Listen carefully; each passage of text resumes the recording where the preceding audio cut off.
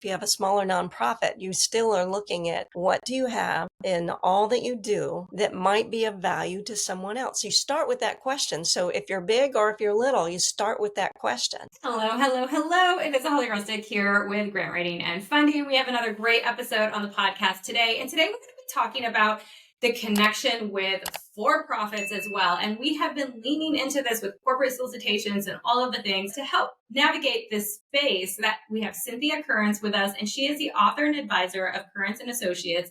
And she just wrote a book, and it is Beyond Checks and Halos is in the title of it. And it's really talking about building those bigger relationships between nonprofits and for-profits and that corporate space. And I just was like, yes, please come on, because this is what we've been talking about with nonprofits right now, wanting to diversify their income as they always should, right? Here's another way that they can tap into that. So welcome to the podcast, Cynthia. Thank you so much. I'm delighted to be here. Yay. Yeah, I'm so excited that you're here. So let's talk about this. So a little bit about you first, so we can kind of set the ground with this book that you've come out with and some pointers that you're going to have today on how nonprofits can really build healthy long-term partnerships and relationships with for-profits. But yeah, like I know we were chatting in the green room a little bit before we got started, and you talked about, you were working with a lot of nonprofits for many years, doing brand development, doing all the types of things. So tell us about your experience and what got you interested in I've all had over 30 years of experience in the nonprofit sector. It's where I spent my career life. 18 years with the Mm-hmm. American Cancer Society. I led their branding and marketing strategy. And as part of that, they invited me to build their first corporate engagement business unit. And Wow. so that was where I The learned. first one. That's Yeah, amazing. Yeah, that's amazing. yeah. Yeah, just pointing that When out. as doing marketing and trending for them, one of the trends I brought to the organization was that people are leaning in more to these types of relationships with corporations, and the American Cancer Society at that time wasn't. So I made the Mhm. recommendation that they begin that, and they said, "Fine, you do it." So Yep. Yep. Anytime you volunteer an idea, you get voluntold to do it, right? So. So it was a wonderful experience, and we got Mhm. to work with some beautiful corporate brands. And since that time, and again, I've had some other beautiful brands that I've been able to work with: World Vision, Children International, Women for Women International. But through it all, Amazing. I've had this urge, if you will, to be able to capture a lot of the insights and the things that are unique to creating deeper, broader, long-term relationships across the sector between corporates and nonprofits. So it's been in my head for a long time. And Yeah. so about 2 years ago, I said, okay, I'm going to get this out of my head, and hopefully in the hands of people that do it.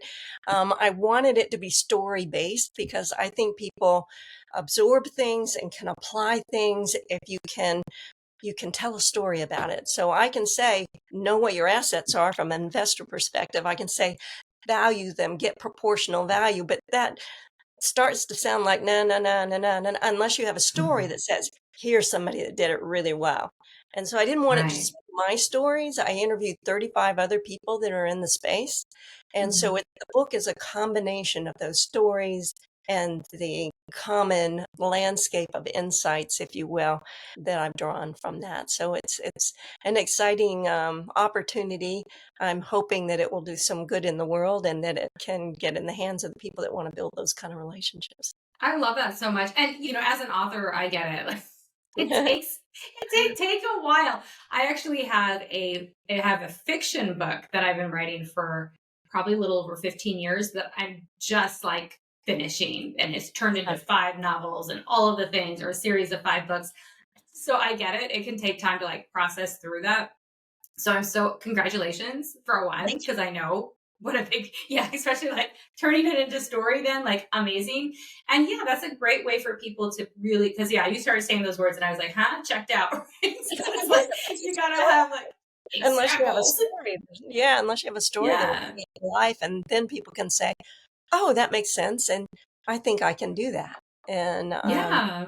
you want me to Mhm. dive into a story just Yeah, to kind of yeah. give an Let's hear it. example? Let's hear a story. Yeah, let's do it. One of the stories that is that's quick and easy to tell, but makes a strong point like that was shortly after I was getting the business unit up and running, I got a call from Citibank, and they said, "Look, we'd love to do a license agreement with you. We'd like to use your mark and your name on a credit card." Well, I didn't know what that was worth, and so Mhm. I Yeah. said, "Look, I was very," and I this is also part of what I recommend in the book is just be very transparent. And Mhm. and it's best to say what you know and what you don't know and move Yeah. together from there. So Mhm. basically I said, I really don't know what this is worth. Would you be willing to do some research with me, to be able Mhm. to make sure you're not overpaying or underpaying, because they were offering 150,000 a year for the license agreement. And Mhm. there was pressure at that time to, yay, that's a nice amount of money, let's take it and run. But Yeah. we paused, and I was very Yeah. proud of the fact that we paused and we took a small sliver of our database and we Mhm. did an actual offer, and we looked at response rate and activation rate for the credit card. Yeah. And that started a true negotiation where I knew what the value was and they knew what the value was, and that turned into a $15 million deal over 5 years. Wow. And so if you More than pause, 150,000. more than 150,000, and it was a little risky. You never know how research is going to turn out, but it's Yeah. best to have it, because even if you walk away, because the research didn't turn as you thought, you walk away with a lot of good feelings and a lot of relationship that, relationships, come into play sometimes today and sometimes years from today, as long as Mhm. you handle them appropriately. And I tried to do a similar deal with Allstate years later, as I thought, oh, this is great. I can move consumer behavior with this brand. This brand is an asset in and of itself. And I said, well, maybe the same is true for getting people to get a bid. Allstate had a great deal on coverage. And they said, if we can just get people to listen to a comparative, if they'll just listen, then, got a better deal for them. And I liked that kind of thing, because every deal we did, we wanted to make sure that it was a good deal for the consumer as well. Yeah. And because ultimately that's where the rubber meets the road. It has to work for everybody, including the consumer and beneficiaries. So we did a similar test. We looked at if they said a portion of the if they would get a quote, then they would make a donation to the American Cancer Society. And but anyway, that one did not turn out that way. It was not the motivator for being able to move people to be able to get quotes, and that's what the research said. So sometimes it works out like you think it will, and sometimes Yeah. it doesn't. But it's always best to know, and then that way you can negotiate if you know. You can't if you don't. So And I love that because we are very data driven as well, right? As grant writers and just as even like setting up your businesses, we're always like, you got to track your time. You have to understand these things. You have to look at, you have to look at data and make decisions from the yeah, data, right? And yeah, I think that's so important how you're pointing that out here is like to understand how to move this forward. And would you say this is like this obviously works for larger nonprofits, right? You're working with very extreme mega nonprofits, let's say in a way, right? On these bigger deals and these national deals potentially, right? But what about smaller nonprofits? What about, it's the what kind same of question. leverage? It Yeah. scales. These questions are scalable. So Hmm. if you have a smaller nonprofit, you still are looking at what do you have in all that you do that might be of value to someone else. You start with that question. So if you're big or if you're little, you start with that question.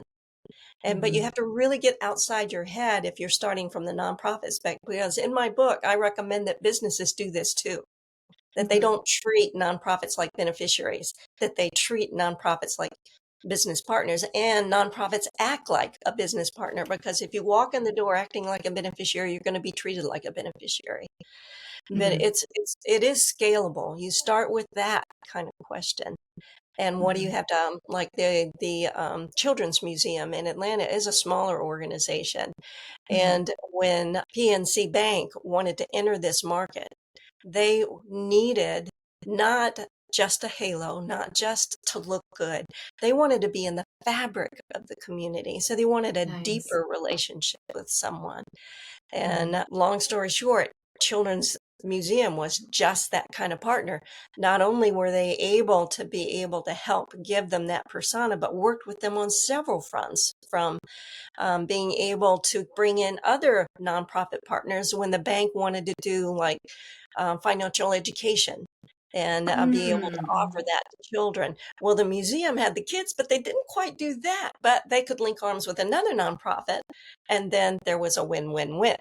And so Nice. scalable, all these questions are scalable. And I love how you're repositioning this as, nonprofits don't have to just think of themselves as beneficiaries. They can think of themselves as they also have a brand, right? Right? Nonprofits also have a brand, like they do. And, no matter how big or small you are, like you do. And I notice even like on just smaller levels, like, or not really smaller, but in a different way, like I've seen like it's Pride Month this month. So I see like one of the organizations here on Guam that supports LGBTQ, like, they have a donation, like can or whatnot at the grocery store. So they partner with the local grocery store for during this month, and every month, like they almost like this grocery store like partners with that different like month, like what's going on Yeah. that month. And then Yeah. a different nonprofit that supports that. And that's a great way for people to have that branding, like that grocery store then is like, I support nonprofits, look at us. And it's an easy way for consumers then to give some change who else are checking out if they have some.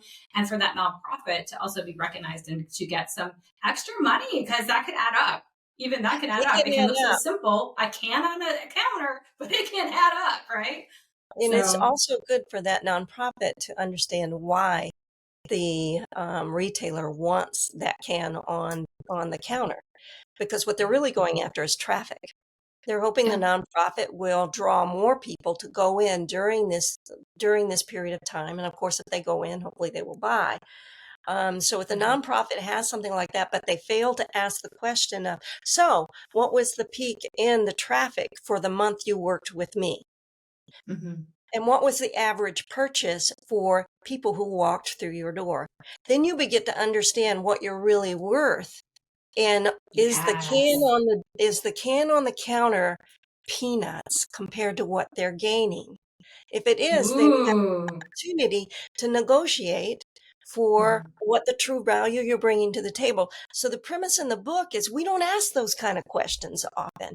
We don't look No. for data We that just can say, thank God we can put our can on the counter. Oh my gosh, thank you so much. I got my foot in the door at this grocery store. yeah, Amazing, take the right? money Like, and run. yeah, yeah, yeah. There's no like, wait, we're worth something too, and this is valuable for them, Right. for profit X, right? Like, yeah. Yeah. Yeah, and I think you're completely right because I work with so many nonprofits. It's like, yes, we got that deal or we got that, give. And it's like, yeah, but what about you? Where's your value? Because you have a lot that you value or Yeah. that you have, right? That's valuable.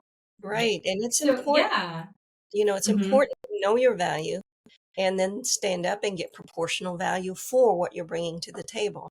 But you can't do that if you don't know Yeah. what your value really is. And so asking those key questions, um, again, Hmm. is really, really important part of the process. So good. Yeah, so good. And just like leaning into smaller nonprofits just because so many people out there are working with them and there's like statistically, I don't even know. I think it's like 90% are like considered small, right? Nonprofit. So out there. So what are other ways that, well, I guess like one, just mindset around that. And maybe like you're talking about here, just ask a couple of questions, but anything else that they can do to really like understand their value or to develop more value in that way that's measurable. And then two, just like tangible, maybe other, ways that they can go out and then get some of these partnerships. Well, I think one of the biggest things to start with is, again, knowing what your own assets are that might be of interest or of value to another. That begins to pull to you who might be my partners. And then you need to screen those partners because not everybody is a fit for your mission. When I was at the Mhm. American Cancer Society, there's Yeah. no way we would work with tobacco industry. It was the Right. antithesis, of of our mission trying to save lives from cancer Mhm. and smoking being such a big risk factor to that. So there are some things that don't align with you and you shouldn't stand next to them. So you need to have some criteria. When I was working on this piece, I had like a 10-point criteria.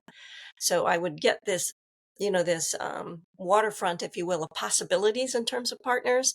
And then we had to kind of go through and say, not that one. Yeah, this one. And then none of them met all the criteria. But once you get something that's pretty close, then you start saying, okay, so what could I bring to the table to this one?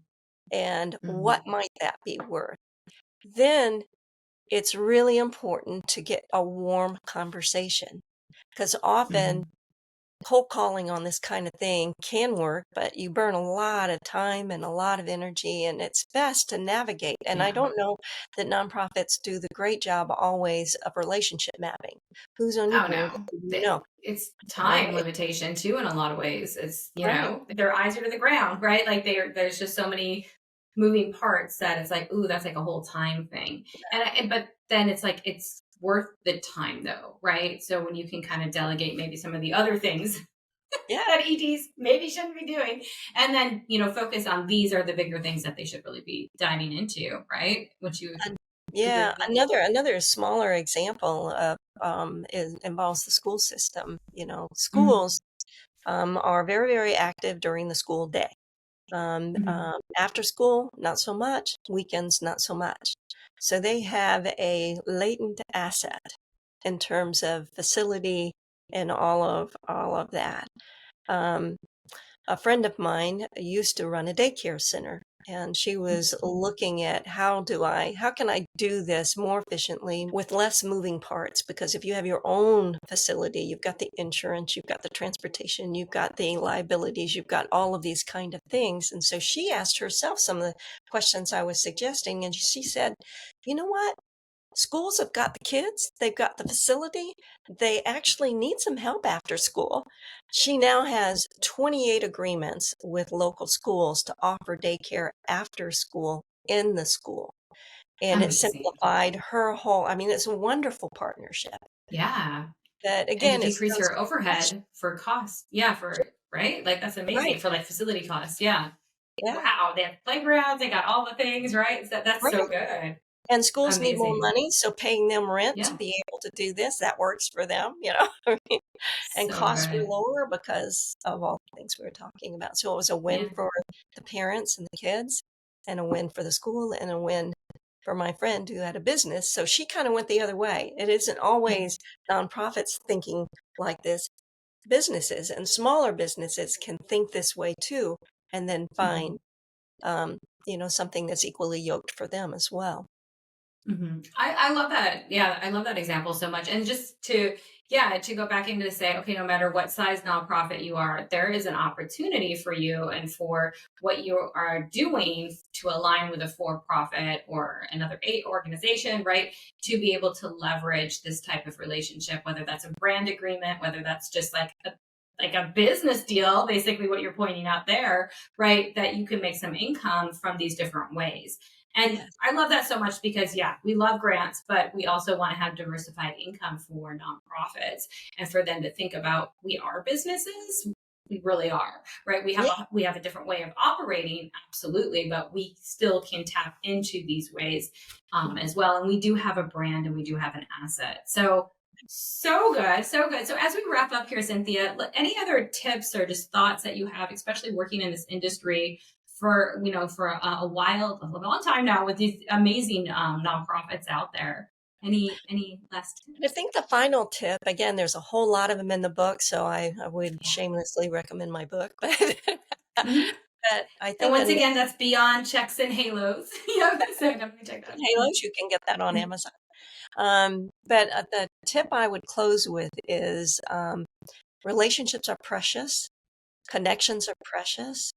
um, Hang on to them, develop them, nurture them, call your connections that you have with current and past board members, with other even transactional relationships. Make sure you keep those relationships healthy, because they can create magic for you. They can open other doors for you. And it's really powerful thing. I wish I had done a better job of that throughout my career, of hanging on to people and not just calling them when I needed something, but just calling to check in, because that's how you grow. a real relationship. So I would close with nurture your relationships and stay in touch. And LinkedIn I is a love great, that. yeah, Yeah, LinkedIn is a fantastic way. I love that. Yeah, like, and that's what we say. Don't just apply for a grant every year. Like, nurture a relationship with that funding source, right? right. So this is just so on brand. Like, and for nonprofits to really think, like, especially EDs, I want you all to really be thinking about these are the things you should be focusing on. If you're running everything else, that's also when you think about, can I get a volunteer to help do that? Can I delegate some of these things? Because these are the higher level things that really will take your nonprofit to the next level with sustainability and all of that. So yeah, I love this so much. Thank you, Cynthia, for coming on the show. So where can people find you? Are you out there on They can find me LinkedIn? on LinkedIn, Cynthia Currence. You can, my email is cynthiacurrence@gmail.com. So that's pretty easy. So Love yeah, it. I would love to connect with any of your folks for which this idea and this concept resonates. And thank you so very much for Yeah, allowing me to no do it. It's been a Yeah, pleasure. thanks for coming on the show. Thank you for spending time with us today. And we'll also have all the links in the show notes for to find out more about Cynthia and her book, and that's Beyond Checks and Halos again. So definitely love the work that you're doing out there. And yeah, we'll have to catch up again sometime to see how everything's going. So thank you for coming on the Grant Writing and Funding podcast, and we'll see you soon. Thanks, Cynthia. Thank you so much. Bye-bye.